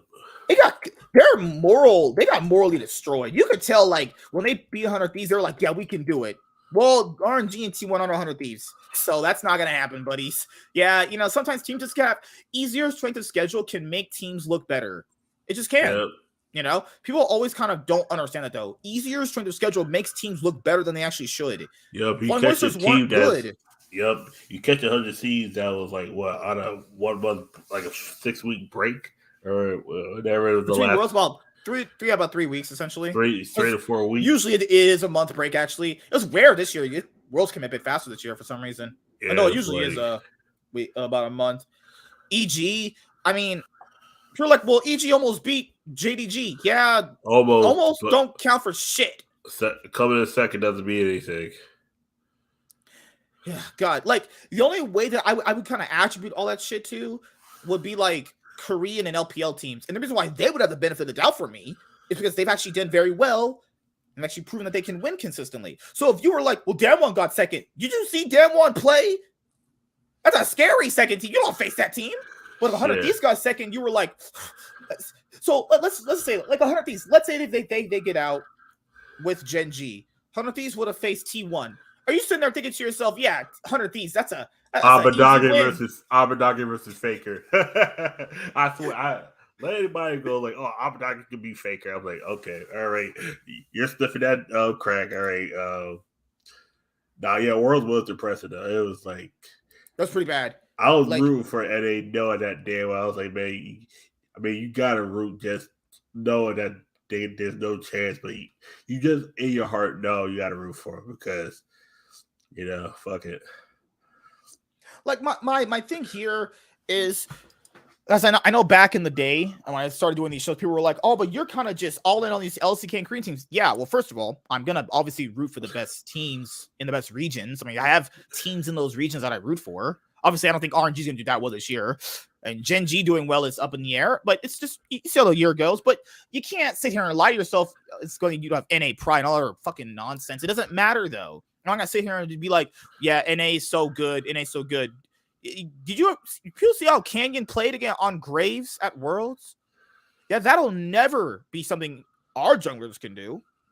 I mean, there have been years with someone that popped off at Worlds, but never to that degree. That Canyon game that you saw, do you think an NA jungler will ever have that kind of a game at Worlds? Let's just think that to yourself.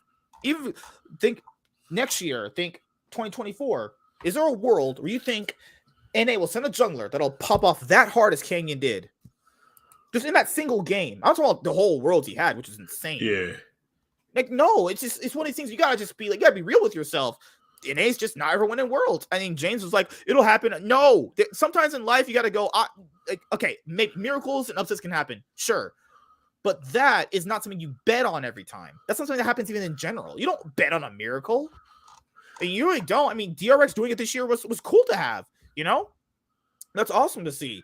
But that's not ever going to happen, though. Like, I mean, Cloud9 just straight turbo sprints in it. People blaming it on the draft, which is fucking stupid. Like, oh my God. Like, stop blaming draft, too. They legitimately played bad in the games.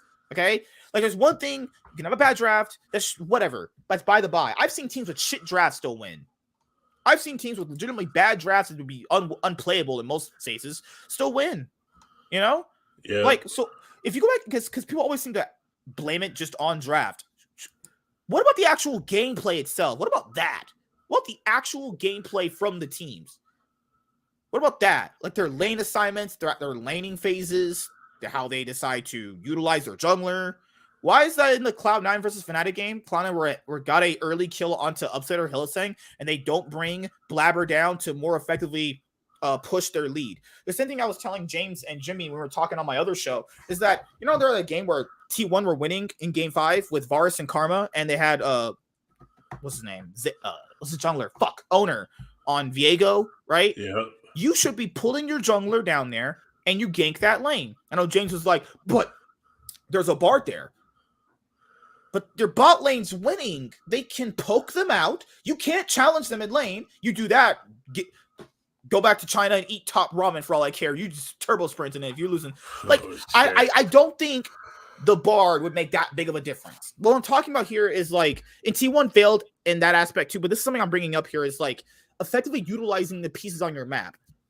None of them ever did that though. 100 Thieves did it. Neither did EG. EG never got in scenarios where they were constantly winning, so they didn't know how to win it in a winning laning phase against a really good team like JDG.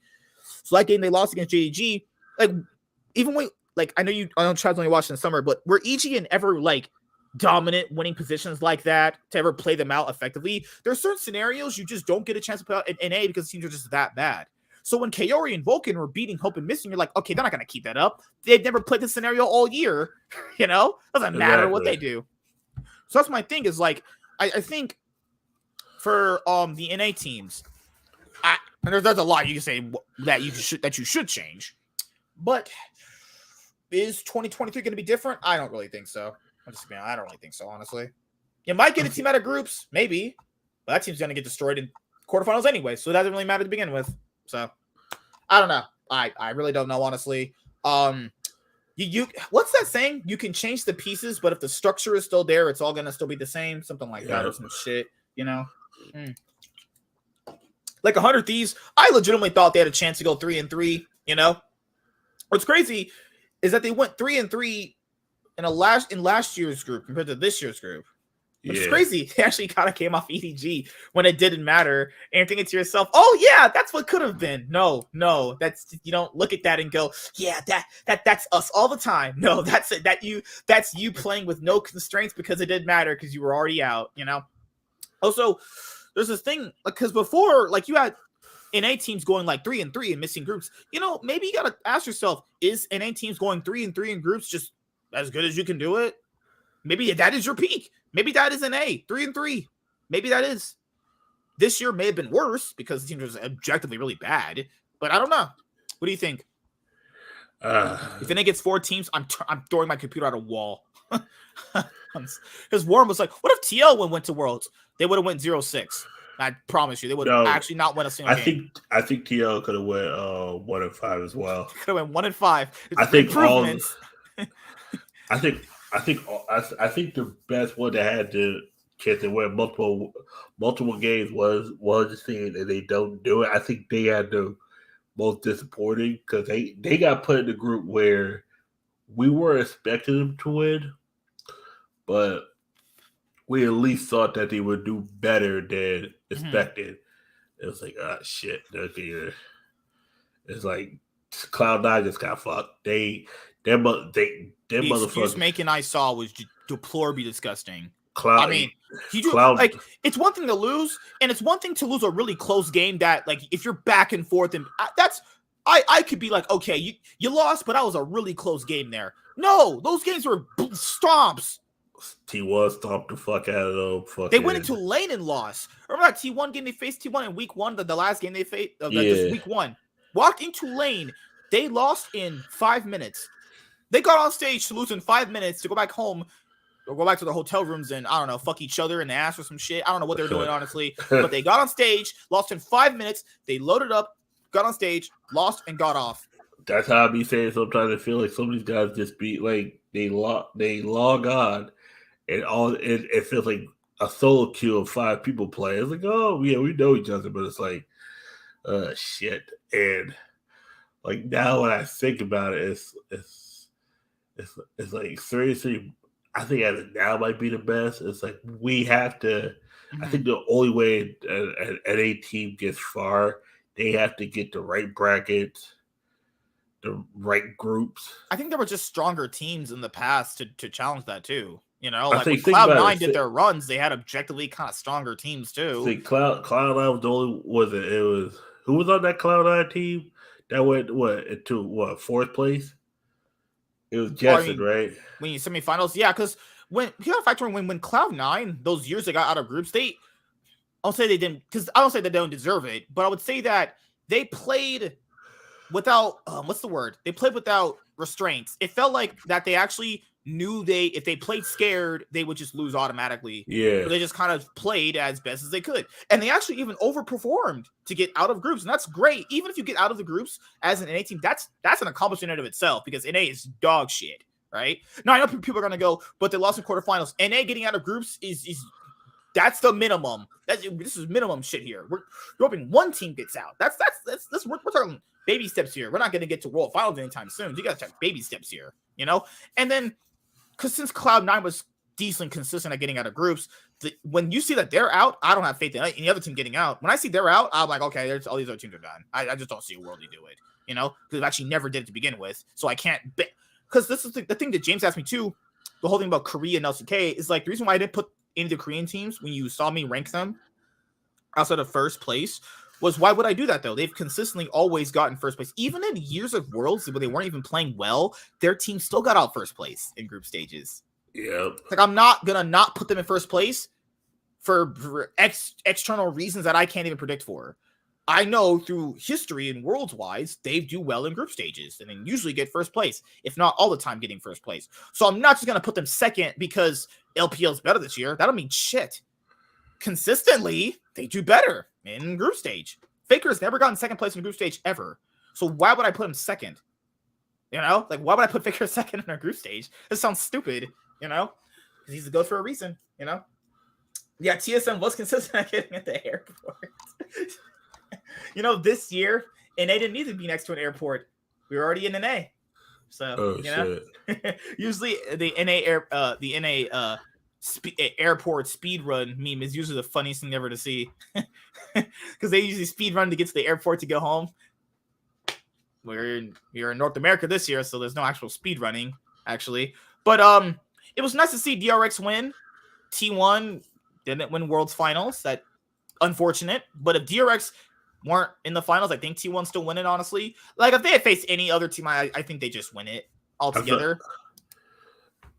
Like, to me, I felt like it came down to, like, if I forgot where T1 lost it towards the very end. They had it. It was one of those things where it was like it was a back and forth, like a tug of war kind of thing, and like DRX just got that last pull. I think in the last game they just choked it away. Like I mentioned before, like I don't think T1 choked. I think T1 was always behind. I think DRX almost choked it away. I think when they got that, it's true. Yeah, that Baron, was it DRX were choking those Baron throws. But they kept it. They just kept it consistent. They kept their head straight. They were like, okay, it doesn't matter. We'll just get through it. You know. But my thing here is in that final game, if your bot lane cannot threaten the Caitlyn and Bard that you're winning against, remember they're not losing. They're actually winning. Like people go back and watch the series. Gumayusi is destroying Deft. Deft wasn't that good at Worlds. I don't care what no one says. He wasn't that good. He really, honestly, wasn't. If I can watch the games now, you'd be like, yeah, he played a kind of bad. Gumayusi was destroying him, and I don't know why they didn't pull Viego down there and go, okay, we're going to consistently force pressure bot lane with our massive advantage. I don't care if Bart has his ult. I don't care if Bart sticks his ult up his ass. I don't care what happens. You should be pulling your jungler down there to pressure the bot lane. All they have was a cleanse and a Bard ult. Like, is you really that scared of that? There's a Viego, there's a Caitlyn. There's a Viego, there's a Karma, and there's a Varus. Poke for days, Viego all in. Like, come on. Like, it's just, I don't know. They massively threw away their lead in that fucking in that final game. Like, they had that final game. Like, the way the bot lane was popping off, they had that final game. They just mis-executed all their comp. You know, Faker kind of not having the best final either. Zeus getting fucking destroyed. He went for the counter matchup and he got destroyed. Okay, well that's already a wash. That's just okay. He's done. His brain fried. His brain is dead.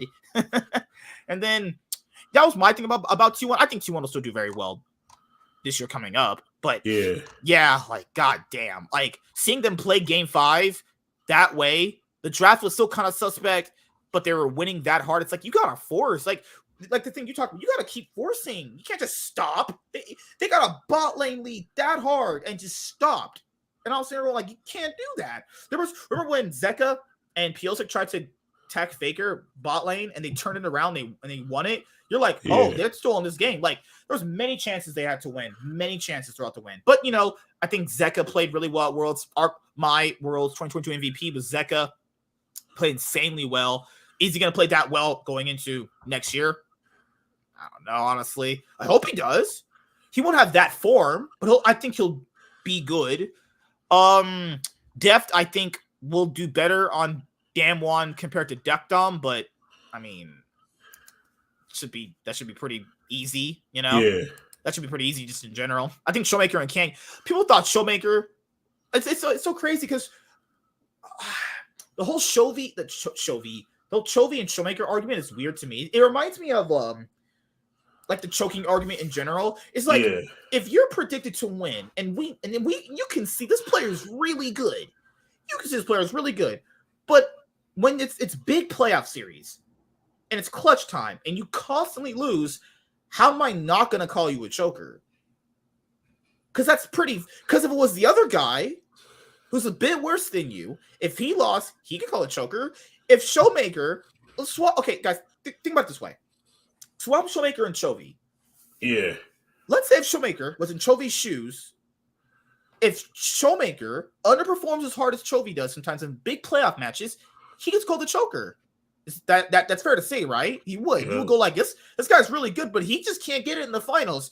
But if Chovy did everything Showmaker has done, which is win Worlds, finish at MSI, second place, back-to-back second place finishes, World Finals, won multiple splits in the LCK, you go like, this guy's pretty good, and he's a pretty tenured accomplished player. But one player is looked at as better, which doesn't make any sense to me. Yes, Chovy has a better laning phase. That's fine. But that better laning phase hasn't won him shit. Oh my God, you can get 10 more CS than me. Oh, great. Stop the press. Oh no. Oh my God. Let me get on my knees and suck your dick then. What the fuck? But saying that's how it works though. They look at the aspects. They look at that aspect. Hello? Sorry. They look at aspects of a player and then they're like, okay, they're gonna select one person over the other, and then all right, cool, and then they put that. You think selective bias to a certain extent? Oh yeah, it's selective bias. They put the expectation on somebody. It's like, okay. But this, I just don't understand. Like I like Chovy too. I've seen Chovy play since he started. I think he's really good.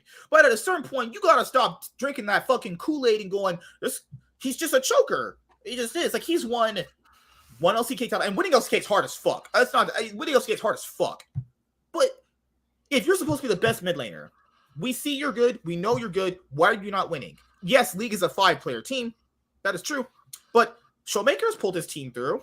Faker's definitely pulled his team through.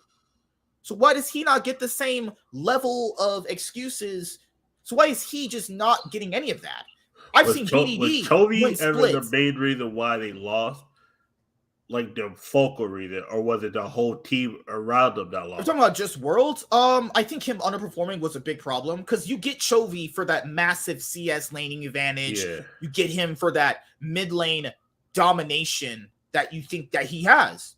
But if he's not even doing what you got him for in the big crucial matches, it's always in big crucial matches. It's always in those matches. Okay, who has Chovy lost to it?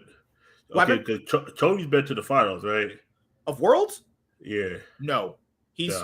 This year was his first time making it to top 4. Other years, he's made it to top 8, and he's been knocked out. And he's lost to who? T1 last year. T1, yeah. And then in 2020, he lost to it was Damwon, was Showmaker's team. Yep. He was on DRX with Deft in 2020. Now, the years that those teams get to Worlds, yeah, he's the best player. Yes, that's true. And people say, but he had no one to play around. It's all these. If he's the fucking mid laner, it doesn't matter, guys. It doesn't matter because everyone else gets that same level. You're the mid laner. You have to carry the team. It's just what you do. But Cole, even with all that, they still had a chance to win. That's why you can even say the draft is bad, but when you're put in a situation where you're able to still bear that, still like Drake said. Yeah, like they had a bad draft, but were very much able to win the game. Yeah. Lane assignments, the way they utilize their champions, which is bad. Like, I promise you, go back and watch the game. Tell me why a Viego, Varus, and Karma bot lane and jungle that far ahead is not pushing their advantage. You should have been diving. Remember in the LCS when you see teams like dive that way? Yeah. You could see, why weren't they diving that bot lane repeatedly? They can't fight you because the Caitlyn literally barely had one item by at least 15 minutes. No way in the world they should have even lost that game to a certain extent, given how big that bot lane lead was. We saw the other games where Gumayusi and Keria were playing through the bot lane and they won just fine. I don't know why they couldn't do it in game 5, but reasons, right? Oh, because of Bard ult. Oh no, that is bad. That is if they let a Bard all get in their heads that bad. I mean, I don't know. They're smoking that Korean fucking ramen or some shit. But Oh shit. that's just me personally. But that's just me. Like I just don't get it. I just don't get how a player can win worlds, do well internationally, win multiple LCK titles, which is very hard to do.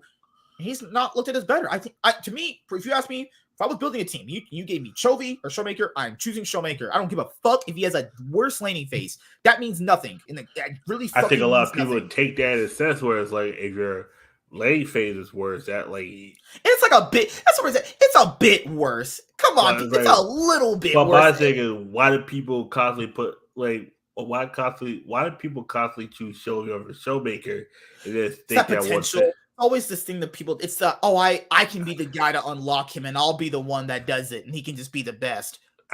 Because in my mind, are people saying Showmaker has reached his peak while Chovy hasn't? That's the thing I think people are saying. I think that's why. Because you can't sit there, not you obviously, but you can't sit there and tell me that he's like he has everything Chovy doesn't though. Yeah, it's literally everything Chovy want to do: win worlds, multiple title winner, everything, you know. But people, I'm on Reddit. Oh my god, here's a little bit worse laning face. Who gives a flying fuck? If you're at the top of that big, it doesn't matter. Okay. Everyone's watching this. Maybe I'm ranting a little bit, but think about it this way. Chovy and Showmaker are going to be best mids in the LCK next to Faker, right? If you're at the top and you have something that's worse than the other guy, but you're better in like two other areas, that doesn't matter though. It really doesn't. Like, I mean, I don't know what that's supposed to mean. He has a better laning phase. That sure has gotten him so many wins, right? That's really helped him out, honestly. You know, that's helped him obviously so well, right? You know, but hey, what do I know? I'm just a fucking crazy old black man at this point. Oh shit. Oh, God. But it's always the same thing with Jensen and Bjergsen. It's the same shit. It's like, isn't Jensen more accomplished? Yeah, but Bjergsen wins in LCS. Yeah, but you've established LCS means nothing. Yeah, but he wins in LCS. You're retarded. You're fucking stupid. Because I think it's like the same argument. It's like, oh, Jensen went top 4 in world. It's like, but then Bjergsen, it's like, okay, Bjergsen has more accomplishments than the LCS. It's kind of like, all right, cool. Whose career is better? Do you take the consistency of always winning your LCS titles, or do you take the one time you get all the way to the top 4 worlds? Jensen was also getting out of groups consistently. These were multiple top 8s. Those were different teams too. And you could even ask Bjergsen, what would matter to him more? Having the legacy of getting out of groups consistently, getting a top 4 at Worlds, or winning LCS trophies? But you're not winning at World. People will start forgetting. Oh, you didn't win Worlds though. That's right. That's because the thing before that, fucked up thing about it, because people are gonna remember. Oh, Bjergsen 5-time, because they're not gonna like. Oh, Jensen's 3-time LCS champion, or whatever amount of time Jensen World. I'll ask you, dude. What do you think Bjergsen would want? Multiple times getting out of groups, top 4, 3 LCS titles, or just take not getting out of groups, and then just the LCS trophies. What do you think he would take? Honestly, the way hearing from what he's hearing the way he talks, I think he would want the worlds, but at the same time, he might be contented with keeping the. I mean, championships are.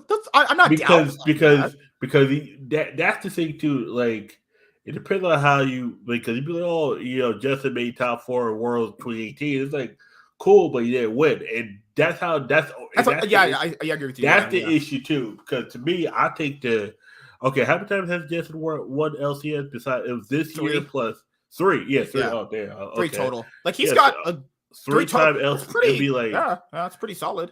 And that's the thing too. It's like, of course, you want Jess's career. It's because what do you value? Do you value doing well at Worlds, or do you value doing domestically well? I value overall. It's like Bjergsen has more accomplishments.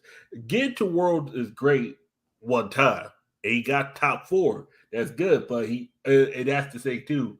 How much does that outweigh winning LCS? Well, it's not just the one top 4; it's the other years of getting out of groups too, with different rosters and also pretty hard groups too. Bjergsen actually has only got out of groups once at being at Worlds. It was actually on that. But team. it did nothing though. And that's the sad part about it. It's like, yeah, but that also is decently impressive for what it is. But nobody remembers getting out of Worlds. You remember winning And that's it. And To be that's fair, we do remember the teams that this year got out of the Worlds too. We remember Rogue; they got out of the groups, and it got absolutely fucking smacked by who was it? Who they got smacked by? JDG. They got smacked by JDG, who looked like they just choked against T1 too. I wouldn't say choke. No, they weren't gonna win against T1. No, JDG. This is what happened. JDG went against the Rogue team. I was surprised that they won, and then T1 just sitting there like, okay, it was like, black person just come on, this is your king, and fucking smacked the shit out of him. I was like, oh fuck, okay.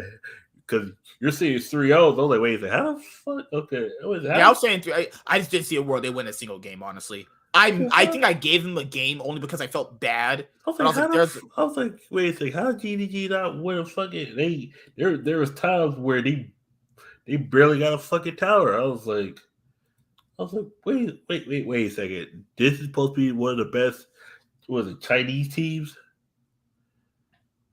And they're getting fucking smoked. And it's like, I would say Jensen had he had a better career because he's done better in Worlds. But it's like when you go LCS, like you're looking at just LCS alone. Like what they it all depends on what. That's why I always tell people with those kind of arguments is what do you value more? It's sort of. If you're talking about LCS, I go beer shit and double. If you're talking about overall, you gotta go Jensen. I think you have. That's the thing too, because like what do most of these players value? Most of these players do most of their self-worth throughout the whole year just accumulates to Worlds. You know. Yeah. Like that's the thing too. Like it's all good in conversation. Like that was the thing with like on Reddit I saw there. It was like Chovy versus Showmaker. I'm like, I would take Showmaker every time, every single chance I get. I would take the player that has proven a track record of having success while also being at the top consistently, while also winning at the top too. Why would I take a player that is at the top but has shown that in very clutch moments he's not a clutch player himself? He's very good. Yeah. There's no denying that, but he's not a player that can get you to the finish line, you know? And Genji's opting to be the Chovy team this year, and I hope that works for them. I mean, I'll be rooting for them, but I hope that works for them. And I'll be wondering why they lose in the finals. Always just Chovy just fucking doing his Chovy shit again, you know? Because it's not just about being a good player anymore. It's more about how you affect your team too and all that other shit. But the last thing we'll talk about in today's show, guys, is talking about the LCS and LEC schedule changes. So I already did a channel update video talking about this, where the LEC is moving to Saturday, Sunday, Monday. The LCS is Thursday, Fridays. So that means we got to do some more podcasts, actually, because I'm not going to have time to do them together because it just won't work logistically. So on Tuesday, I don't do any shows because I'm taking my day off. Wednesday, I could do the Cloud9 podcast for the LEC. I don't know if Chad's going to be on for Wednesday. I don't know about that. Maybe I'll have Warren. I don't know. Wait, this Wednesday? No, it'll be next year Wednesday. I'm deciding on maybe Thursday or Wednesday. I'm deciding on, but LCS is Thursdays and Fridays actually. Yep. So the LCS is probably going to be on Sunday when we do that podcast, which is going when the LEC is going. So it's going to be decently kind of hard to get the Cloud9 podcast on a consistent schedule. I'm thinking Wednesdays LEC Cloud9 podcast, Sunday LCS. That's the best times I'm looking at right now. That's just me. Because you can't do them together. It doesn't work logistically this year. Now, if that changes going into 2024, let's see how that goes. But as of right now, you're going to get more episodes of this show. You're just going to have to. But they won't be that long. I'm trying to keep them coming up this year. I want to do better at like time resource management. So I want to try and keep these shows. If I'm doing 2 of these shows, at least an hour 30 at minimum, or it could be like an hour 10. Just anything above an hour is fine. You know, like an hour 10, hour 20, or whatever, right? Anything after that is end the show. Just wrap it up. After all the LEC is over, just, done with that. LCS of that, just done with it, But that's essentially it. I have to put out the video to show you guys what else I'm going to be talking about. New series starting too, which will be much more easier for me and Chaz to do because it's just a fun series. We're going to have some fun with it. Is Chaz going to be down? I'll see if he is. He's about to be losing in this series, but it's okay. It's okay. We're going to include James too. James will be included in the series too. Losing in the series. What? You guys will hear about it right when I drop that video because it's already done. I just got to just drop it tomorrow. But that's essentially it. It's just the schedule conflicts are so hard to deal with this year. And the LEC is moving from BO1s to BO3s between their splits, right? The splits start off with BO1s, then BO3s. But the LCS, you know what format they get? You know what they get? Thank you, Riot. Thank you, Riot. They're going to get BO1s. The best regions in the world play BO3s. And the LEC is like, you know what? We'll kind of switch it up a little bit. The LCS is like, you know, we stunk at Worlds. We kind of always think at Worlds. BO1s it is. Yep. When you don't change, you stick to mediocrity. Yep. Will always be the fourth best region. The only way that I see it from the LCS perspective is, or just Riot in general, is the LEC better viewership, outperforming LCS to a certain degree. They're probably thinking, okay, the LEC deserves a format change. Has the LCS really deserved a format change? I mean, I think they should get a format change, but you're doing all these format changes. Is it going to result in viewership? It's another different discussion, but I think the LEC, in the eyes of more recency, just with viewership, has proven that it can probably need a different format change. I mean, if you want to use the argument that they're going to choose Valorant over the LCS, I mean, that would also make sense why too, but that's also fucked up in how they look at it because Valorant, BO3s, LCS, BO1s, it's just so fucking stupid. It's just so fucking bad. I don't get it. Make it make sense. Holy fucking shit. It's so bad. But it's okay. It's whatever. So yeah, go for another like 5 minutes, and then we're going to be getting out of here because I got to go rest my throat for a bit, and then I got to go for our other show, tonight. Yep. So yeah. And also next week, I'm doing the good old 6 days for the holidays. 6 days. My day off next week is Wednesday. Oh, yeah. Also, this is the last Cloud9 podcast of the year, so there's no podcast next weekend. When there's something else to talk about that's enough news, then we'll do it. But other than that, no, it's been nice having you guys on all this year. It's been nice. Chaz got into League earlier this year. It's not nice to have, you know. Sean is out there. I don't know what he's doing. He's probably beating off T1 or some shit. He's probably thinking about Faker in a really nice way. Oh, shit. But I can't wait for the season to start up. Can't wait to watch LCK, LPL, LEC, LCS again. Man, when the season starts, I'm glued to every game. I'm glued to literally every game. It's about to be crazy. All these seasons going on again. And people are going to be like, how are you going to watch all the games? I did it literally for the last 7 years. I think I'll manage. I've did it since 2015. It's another year where I just pace myself. And if I don't watch the games live, that's fine. I just watch them VODs. There's literally VODs and highlights, guys. You don't always have to watch it live. It's more preferred if you watch live, but here's VODs. Don't be a lazy fuck. I'm like, I don't want to watch VODs. Then just don't speak to me. I don't care. I don't give a fuck, honestly. How can it be like I want to watch more games but not watch the games? They make no sense. You know, I've been going back and looking at some of the games recently just to get my feel of the regular season. Can't wait for it to start. You know, the LEC's format looks really interesting. I want to kind of see how that's going to play out because in the LEC's format, teams that finish 9th and 10th early on get already eliminated out of the BO3 contention. I'm like, yes, I don't want to see a 9th and 10th place team play each other. I like that idea. That's great. You get a thumbs up for me there. And I like how their format's going to keep knocking down teams because they said in the playoffs, if you do good well in the winter split they have, top 4 make playoffs. Yes. Yeah. Because it's almost like no one wants to see a fucking 7th and a 6th place team face each other in playoffs. I mean, I don't know. I like the format changes. The LCS is going to have single BO1 round robin. Oh, yeah. Great. Oh, yeah. BO1s. Can't wait for some of that. What the fuck? Oh, shit. Cloud9 had a really bad year in 2023. They won summer. That's great, you know, but I think they can do a bit better this year. You can only go up from here, right? Yep. I mean, when you're already at the bottom like the LCS, I mean, you can only theoretically go up. You know, it's just how it works. What are you doing, man? What else you got to say? I've got some more videos coming out. Pac-Man Day 8 for 12 coming out. I got just a whole bunch of other videos coming out and stuff. Yeah. Like, I got this weekend off, thank goodness. I got Wednesday off as well. Like, I just got a bunch of doubles Tuesday, Thursday, Friday. I say, like, if I seem a little tired of podcasts, I'm not talking much. I'm just trying to, gather my thoughts, work, it's all good. sleep. No worries. Sleep. Yep. Yeah, like damn, like there was that game at Worlds where Deft was going after that inhibitor and he lost it. Oh damn, it's moments like that I miss when the season's not going, man. I miss it so much. And like that RNG and EDG had COVID really badly, and there's that documentary that's going to be coming out very soon about why EDG didn't do as well throughout the whole year. I can't wait to watch that. Those LPL documentaries are really, really good. I recommend people watch that. Those are so well done. But all right, guys, we're gonna be heading out of here. See you guys next year in 2023.